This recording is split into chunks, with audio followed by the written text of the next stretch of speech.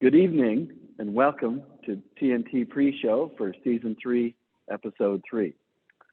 This is your opportunity to check your audio, check your video, pour yourself a micro brew or a kombucha, and have some maple walnut ice cream. Wow, I'm stuttering tonight.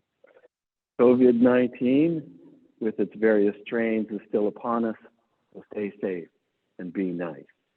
So now we'll go to our full screen for our shop commercial. This week, we want to encourage everyone to consider taking out an individual museum membership for $75 or a dual membership for $100. And we have some wonderful items from the shop that we're going to advertise tonight. These are soapstone jewelry that you can make yourself. They go for $20. And it comes with this brilliant kit. Get a piece of soapstone, pre-shaped. Here's a piece of string or something to tie it up with. You get various sandpapers and buffing, and then finally you scratch a design onto the soapstone with a fork, and then you seal it with a hair dryer. Brilliant. Make a great Valentine's gift. Okay, so let's go to small screen. Okay, everyone. I would like to encourage everybody to come to the museum. We're open to the public from Thursday to Sunday, 11 a.m. to 6 p.m. You can come and visit our wonderful collection of BC art that spans over 200 years with highlights in carving, painting, and photography. In addition, our current special exhibition that's on till February 21st is Jean-Paul Riopel, The Call of Northern Landscapes and Indigenous Cultures. And this is perhaps one of the most important special exhibitions we've had in our history, and it comes from the Montreal Museum of Fine Arts and just has a brilliant selection of Riopel works alongside some of his contemporaries like Pudlo Pudlat, and some artists that you'll know from our collection, Bo Dick, Willie Seaweed. It's an absolutely amazing show. So I would encourage everybody to consider a trip up the Sea to Sky Highway for a full day in Whistler. So apparently tonight we're competing with the Vancouver Canucks and Edmonton Oilers hockey game, which I'm sure will have way more viewers. Go Canucks. All right, so we're almost ready to begin in less than 40 seconds. And tonight we have a real treat for you in terms of the work that we'll be discussing and our guest. Okay, so we've got 30 seconds. You'll notice this year's TNT, we have a new logo. I'm wearing a suit, I've got longer hair, and we're considering making t-shirts that will be available online for TNT Season 3. So lots happening here at the Audain Art Museum as we boldly move into 2022. Okay, so I see by the clock that we've got 2 seconds, and here we go, big screen.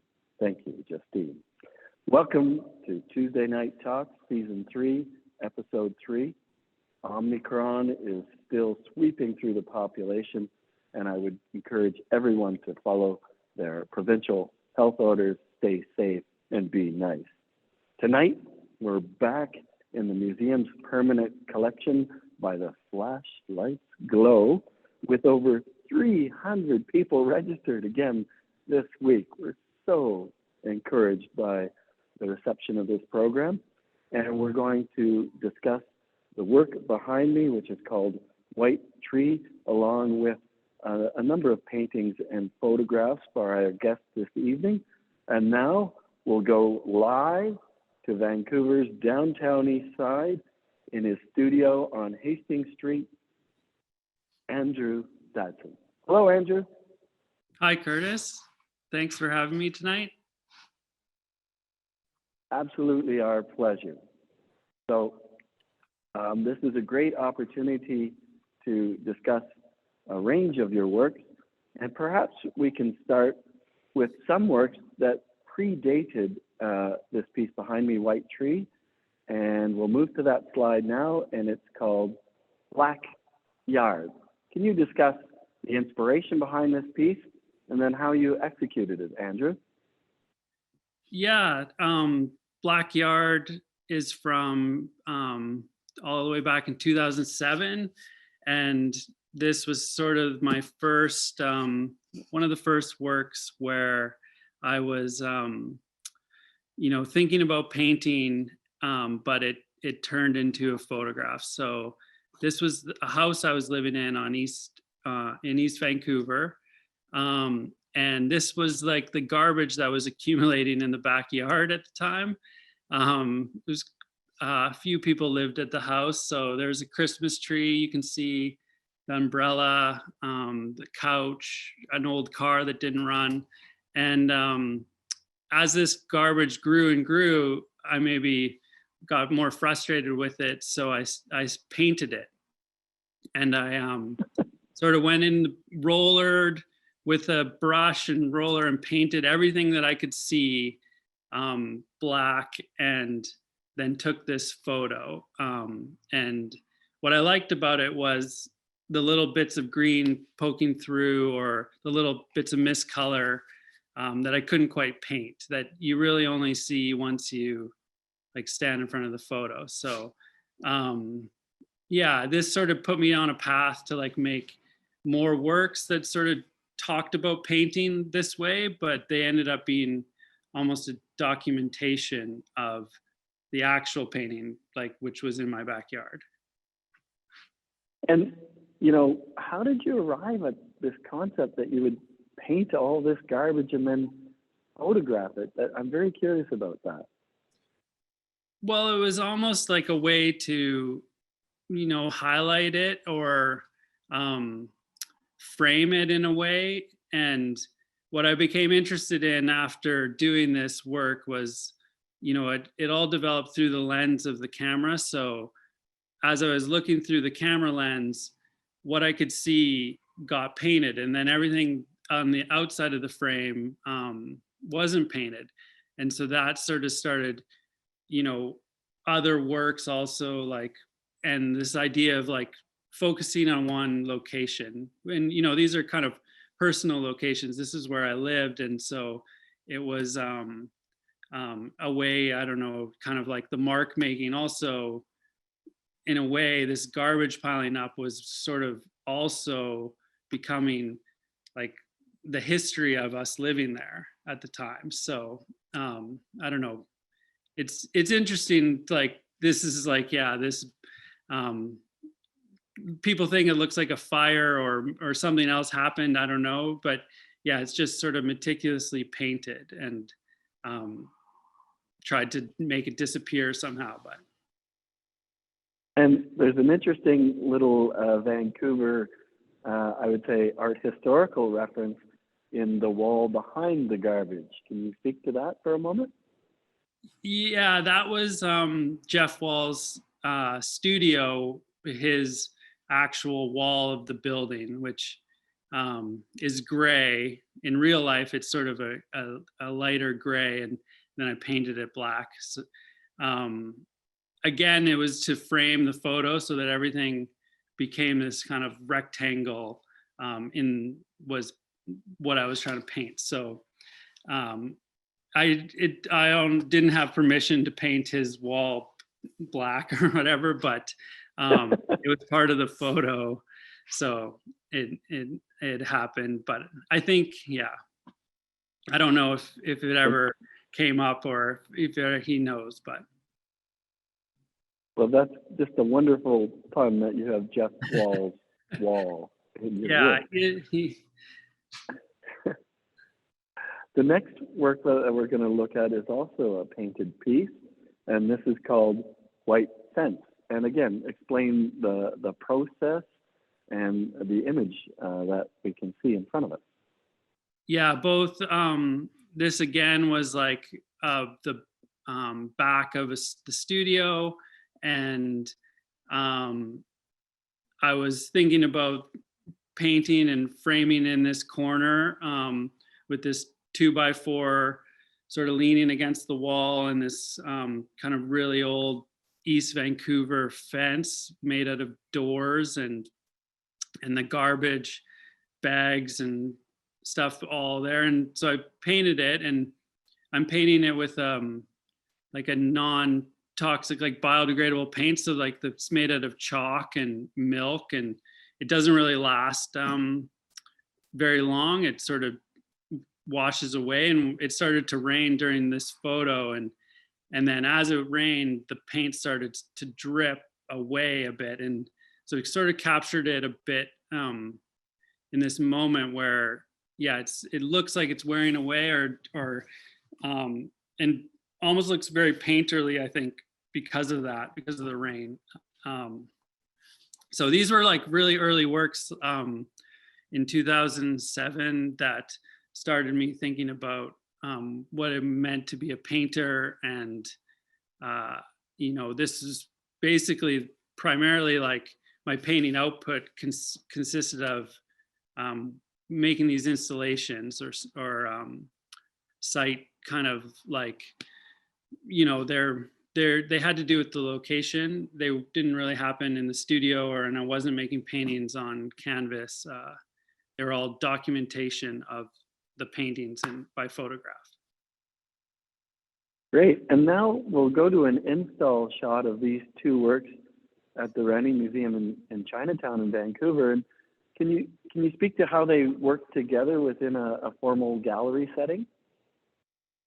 Well, I think what I wanted to show here was just the scale of the photos. So when I'm taking the photos, I'm using like a large format camera to capture a lot of the details so that they can be quite large. Like these are 6-7 feet tall, and when you stand in front of them, you can get lost in the details, like almost like an abstract work. And then only when you're seeing them far away do you see sort of maybe what they are, because they get distorted from painting them. So yeah, it's pretty important. Like they're always like done, the technical part of the photograph ends up being kind of complicated because of the format and the size of the film and the whole process to take that kind of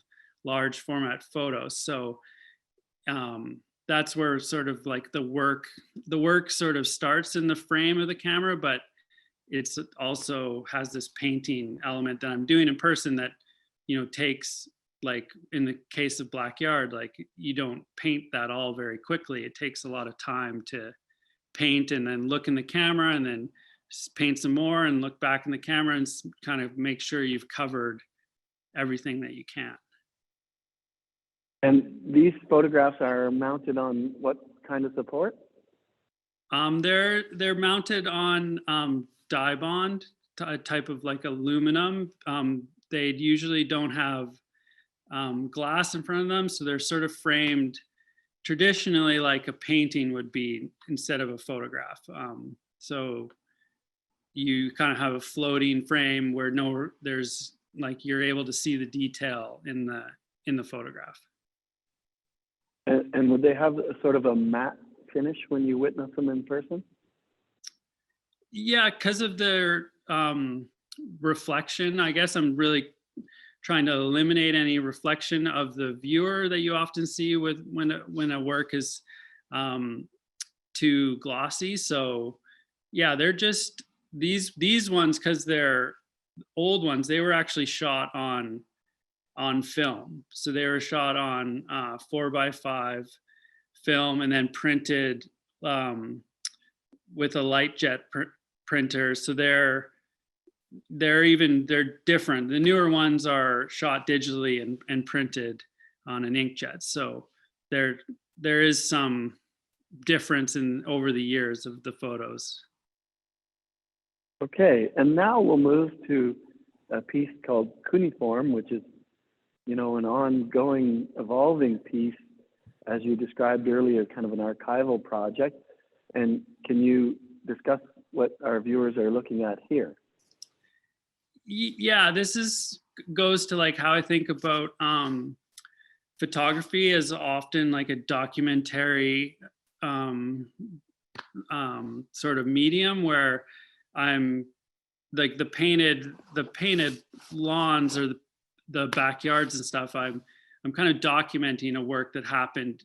Like you could kind of see it in person, although nobody really did, but I documented in the photo so people can see it later. And this work is these are all signs that have been ripped down in alleyways or parkades or things, and the glue mark to hold up the sign is left behind. And so I've been documenting these by walking the streets of and alleyways in Vancouver and elsewhere. And when I see one, I just photograph it. And, you know, I like the abstract kind of drawing quality of mark making and the subconscious way of thinking of, you know, that the people putting up these signs sort of all had to put the glue down and then weren't thinking like anyone would ever see it again. And so I've collected, I think, you know, a couple hundred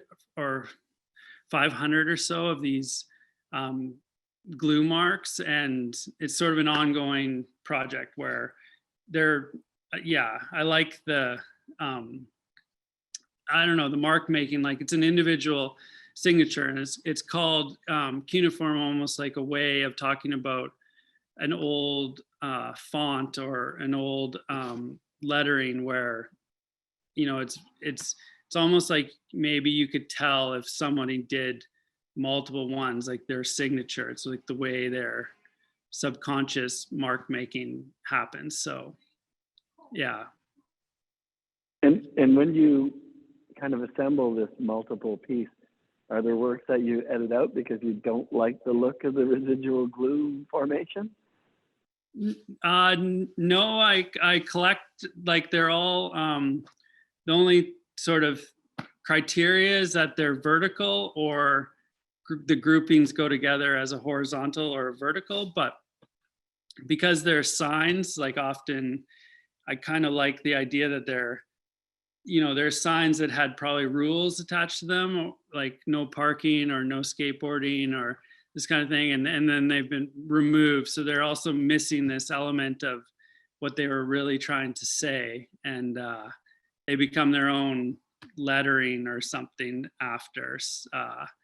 Yeah, you know, with the backgrounds, like the colors are just the color of the wall. I don't really have any control over that. And so I just group them and then number them.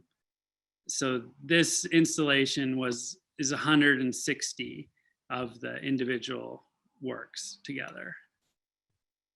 And your reference to former no skateboarding signs is a great one, because a version of Kuniform will be appearing in an exhibition here at the Audain Art Museum in the fall called Out of Control, the Concrete Art of Skateboarding. So we're really looking forward to that show and your participation in it, along with a wonderful range of artists from across Canada, North America, and Europe.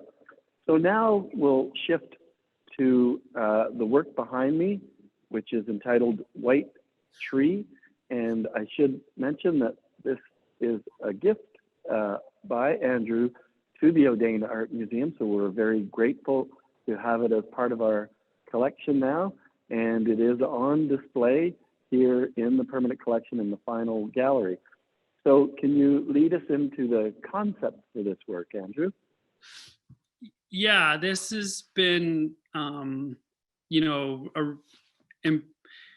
important work that I was thinking about in terms of the environment and the landscape and kind of the work that I've been trying to do. So in 2007 with the backyard pieces, like it was sort of this personal idea that grew. And as I've been making a few more of these works, I, you know, started thinking about highlighting different aspects of the landscape. And the first ones were very much like city places I lived, and and urban, I guess, and they had a different feel to them. And this one, I was drawn to this location. It was a friend's yard on the base of Cypress Mountain, and you have these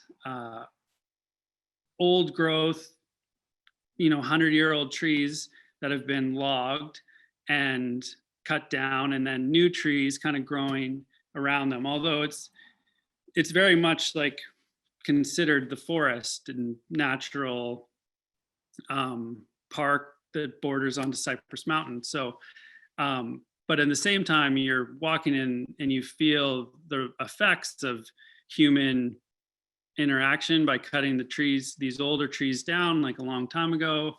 And so what I was doing with this photo was painting, again, with like chalk and milk, paint this. It's a paint that I make myself out of kind of natural ingredients, just to kind of mix on the spot, and then start applying to the tree.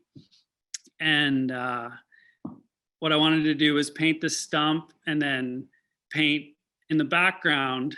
I painted part of the trees that were still younger and growing, and frame it like it makes a rectangle. So what happens when you paint the tree in the background and the tree in the foreground is, it kind of merges in your eye and becomes this abstract thing, where in reality that tree is 15 feet behind the other tree. And you sort of, I don't know, it becomes like, in real life, if you looked at this stump painted, and it doesn't really look like anything. It doesn't look like a rectangle. It will look like one stump painted, and then one in the far background has a little bit on it, and it's only in the camera lens that it comes together as a kind of like a minimalist painting in the tradition of kind of this rectangle. And what I was trying to do is also border the unpainted part around the top, so you see the green leaves in the background and down the side, and where I've sort of just tried to not paint it. And this all happens in the frame of the camera, so it becomes like a little bit of a two-part work, where I'm constantly looking through the lens of the camera to see where I have to paint, and then going into the landscape there and painting and going back and forth until I've sort of got the shot, and shoot it. So I think it's a real wonderful collapsing of perspective that you can really definitely link to the earlier piece with the white fence and boards, and now you've applied it to nature. When you're doing this out in the public, does anyone ever question you as to what you're actually undertaking? Yeah, I always say that I'm doing it for a movie, and then nobody cares. You can do whatever you want if you're making a movie, because I have the camera set up, and it's always like a huge camera and quite a production of things. And then I'm painting the sidewalk or painting whatever, and if someone comes by that it says like, what's happening here, and it's like, oh, it's her movie, and then they're like, okay, it's fine. That's great. Shooting a movie gives you full license to do whatever you want. Yeah, it's easier than explaining actually what's going on. So and this work it's really important for it to be in Whistler at the Audain for me, because of this idea. It's like, what's real with this work? Is this a real forest? How, even though it's been affected by cutting the tree down and everything, is it how, I don't know, how natural it is? And the idea of like the white paint maybe like fake snow or something, which the mountain is obviously doing all the time to balance out this idea of what maybe nature looks like. And so, this moment of the white paint on that tree lasted about an hour before it started to wash away, and the tree went on to continue its stumpness and growing, I guess, and it only really gets highlighted in the photograph. For after that it changes again. So it's kind of like, this idea about also, I mean, people have like reactions to the idea of like painting nature or painting this plant, and I think about that all the time. And I'm very conscious about the tree that got cut down to make the frame for this photo, more than I am for the tree that I sort of tried to highlight by painting it. People don't really think about the tree of the frame as much as they want to like ask if the tree got hurt in the painting process. So and it's very well positioned here in the fact that in this final gallery of the permanent collection, you can actually see from where I'm sitting out the door to the glazed hallway that highlights a grove of trees. So the relationship between the inside and this work is well positioned here at the museum. Next time it snows in Whistler, I'll need to come do a photo or something. Okay. Hopefully that happens soon. Okay, so now we'll move to the question and answer part of TNT, which is always interesting. So the first question comes in from Carolyn from Pemberton. Do you have a favorite shape or texture that moves you in the mountain landscape of Whistler? I was thinking about this question, and my work does reference mountains or sort of the geological formations, I guess, of what it means to accumulate and build on something, I guess. But really a lot of the work lately has been about waves or like tide. So I did Spanish banks and like the tide going out and the ripples in the sand and stuff. Those are mostly kind of like the main like landscape things I'm working with right now. I mean, a lot of my work, it's all based around the landscape, but it takes on an idea of like landscape painting, but they've been about waves or sand, tides, and that kind of thing. Okay. And the next question comes from Anne and Marshall from Vancouver, who I believe you know. Do Canadians and Europeans react differently to your work? Yeah, I feel like they might know more or spend more time in Europe than I do, but I'm going to talk about it coming up because I've been doing all these works that are very personal. They're places I know I lived in, and they're locations that are kind of like close to me. And so it wasn't until recently that I got to do the same kind of work in Europe, and it's always amazingly like I'm in, to me that people in Europe like can relate to this backyard in East Vancouver, that they still understand that idea of location and the work when you paint your own backyard or sort of sidewalk or whatever, and that the landscape looks so different in Europe, but at the same time they sort of still relate to it. So I think it comes across the same. And the next question comes from Goethe in Burnaby, and I should mention that we're growing a small fan club for TNT in Burnaby, and Goethe's at the head of it. And so She asks, are your multi-layered paintings influenced by painting traditions from the Nova Scotia's College of Art and Design, particularly the work of Eric Cameron and Gary Neal Kennedy? Yeah, definitely. There were a big influence in school.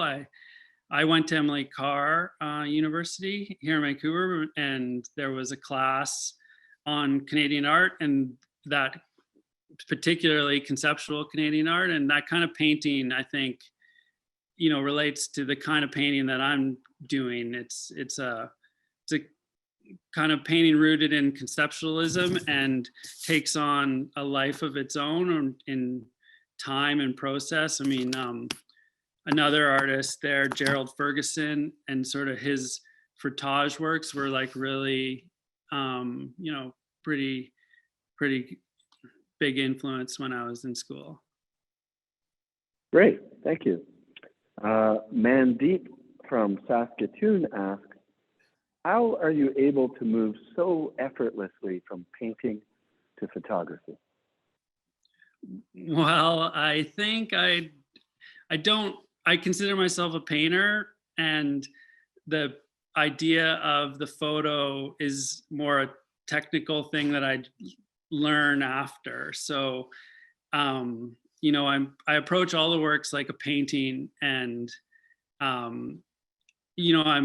I didn't really take like the technical side of photo has been a learning thing that I've just had to do to, and especially because of the large scale and the formatting. I mean, it's not like easy equipment to just, have at your ready all the time. And so, yeah, it's I think because the photos start as paintings in my mind, and then end up as more a document of the painting action later. Okay, and for the final question, Sherry in North Vancouver asks, what happens after you apply the pigment to these natural settings? Do they biodegrade? Do you ever revisit these sites?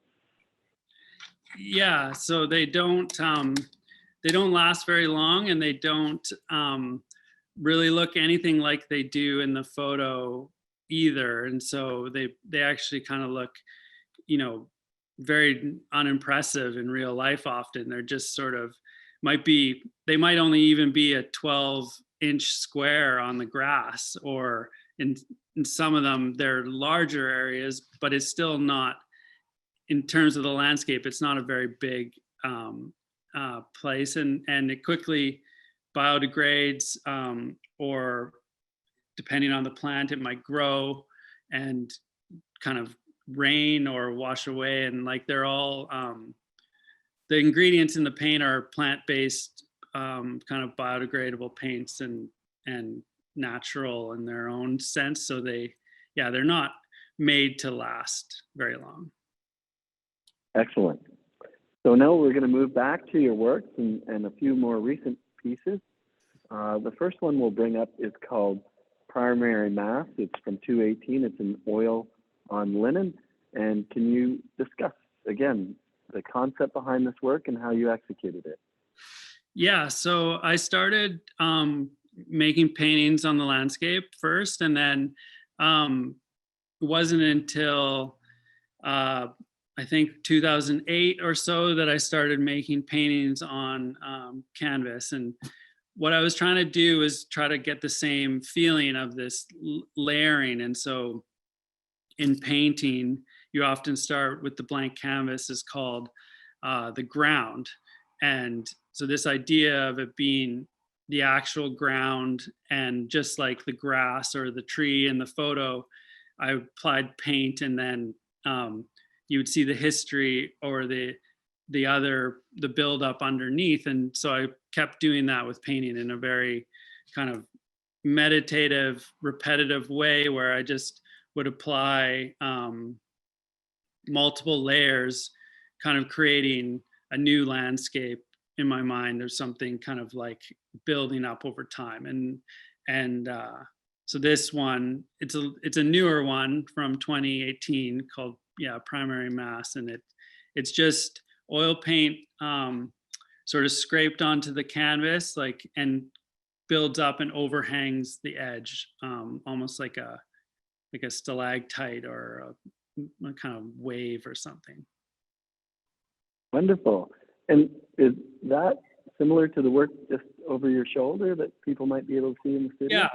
Yeah. There's a small one, very similar, and then again, just built up with like multiple layers of paint, and I use like palette knives, and I just kind of keep scraping the paint over top of each other. Great. Now we'll move to an installation called Houseplants that was at the Contemporary Art Gallery in Vancouver in 2017. And can you begin to discuss the inspiration and the execution of this installation? Yeah, these are houseplants that people were giving away on Craigslist. They couldn't take care of them any longer, or they were trying to sell them because they were moving. And I brought them into the gallery, and I applied grow lights. So these are like UV grow lights on the side that are the fake sun, I guess. And then I painted them with the milk paint. And, for the duration of the show, the idea was that the gallery had to grow the painting away. So it's a reverse painting in some kind of way, like that.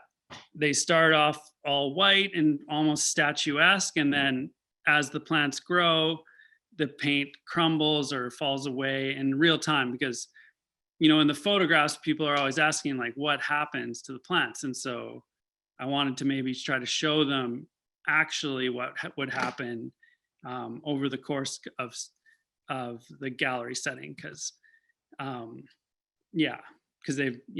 I live with them. Like, I paint the plants in studio or different things, and so I've seen what kind of happens. So this was the first time I did it in a gallery setting. Here we have a detailed shot so that people get a better sense of what you just described. Anything to say about this detail? This Monstera plant started to grow, and then a new leaf started to kind of crack through the paint.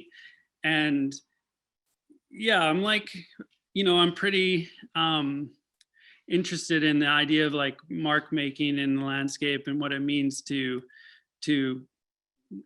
be alive, and often we're even walking down a trail, we create a path that if we stopped walking there, the plants would grow back. And so this is kind of like this idea of the gallery, which has already been built on top of the natural landscape, the plants, the forest has all been like, it's in a city, so it's like a bigger thing where we've kind of made this gallery. And then these house plants that people bring into their homes to create the sense of nature had to give them away for whatever reason. And and kind of like, I'm trying to point out this idea about, or highlight these different things going on with our own relationships to nature and what it means to kind of like walk lightly. And, I might be sort of visually harming the plant, but the plant grows, from the roots and from within, and kind of in a romantic way will like maybe break through the paint. And it's very Romanesque statue, kind of almost decaying. And also the production level to do this requires like fake sun and UV lights and the gallery staff to take care of the plants and water them and everything. So I still have this plant. So this was from 2017, and like it's over in the corner, I think, over there, still growing. So I've like painted it many times, and I don't know, it's like a weird artwork in a way where I just keep painting it and keeps growing and keep painting it. And that leads us to the next two pieces. that were executed in Tuscany, and we'll bring up the first one, Justine. Okay, can you speak to this work?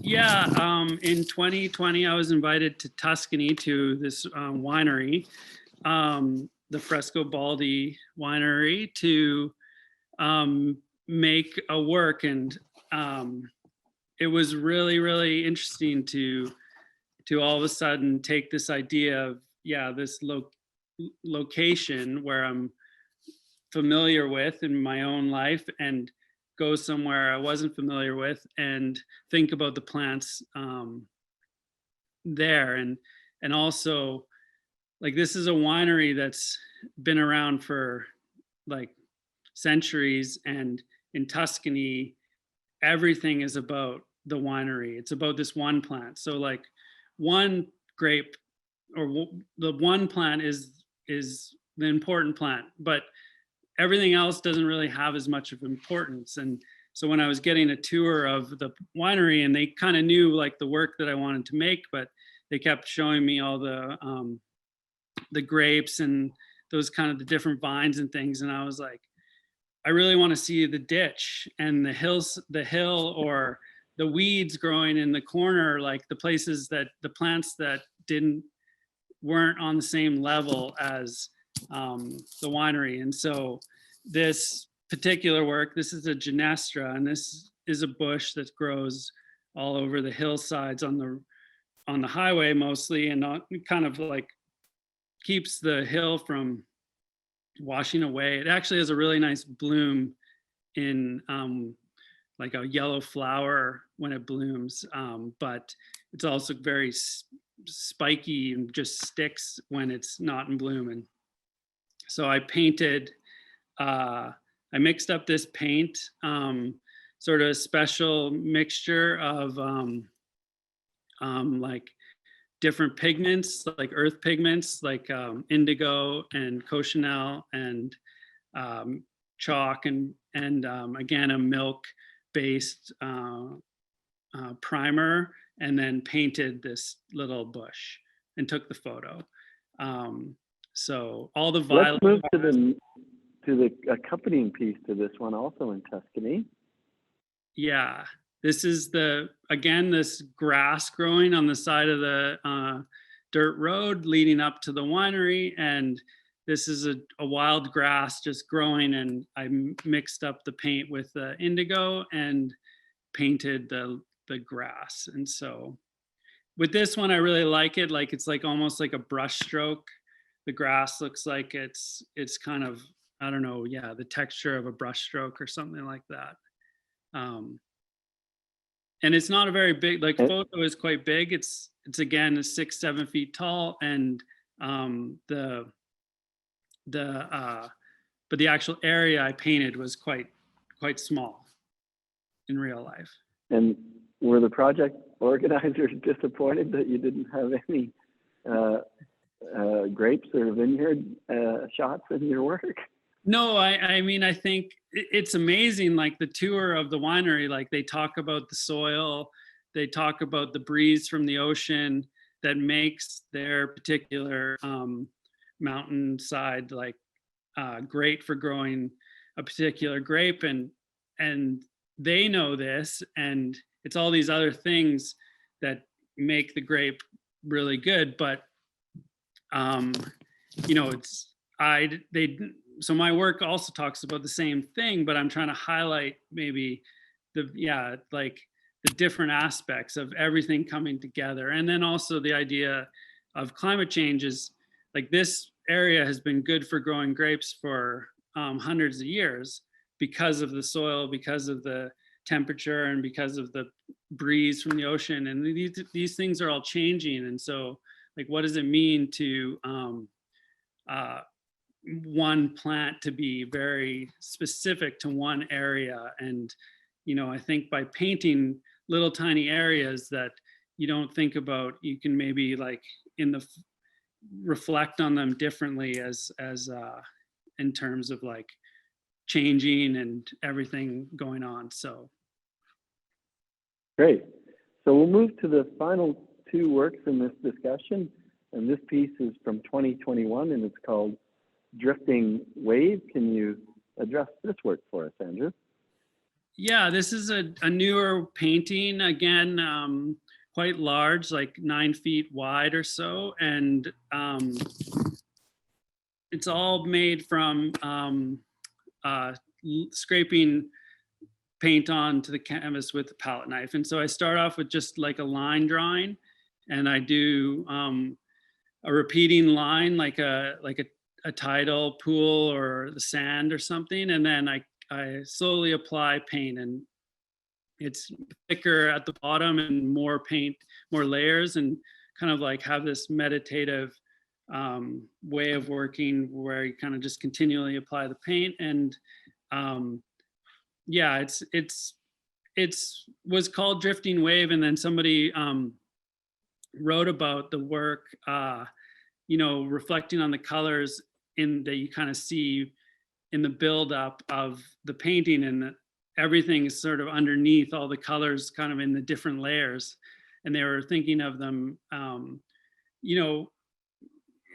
maybe in a negative way of like almost like plastic in the ocean, or these things kind of building up, or also, in another way where it's like fish or different things in the ocean. And you kind of have this idea that the mark making or the repetitiveness of continually building on something kind of leaves a history behind, and you have to kind of like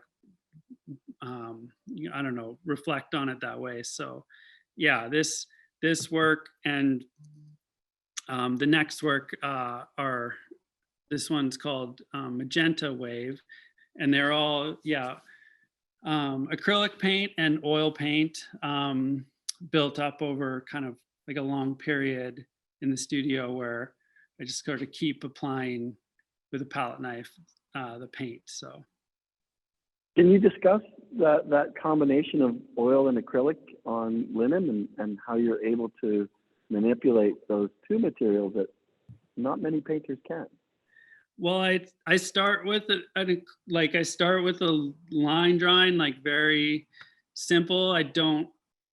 I sort of work off one mark to the next, and let the accidents or the drips and the little, I call them kind of like, you can kind of see them in the photo, but they're almost like rocks in the sand or shells in the sand where the waves sort of parted. And this, I just sort of play with this idea, like if a glob of paint starts happening, I sort of keep applying to it and building it up, and letting the painting work around it. And acrylic, it's just a matter of starting the painting with acrylic and then working with the oil. I like oil,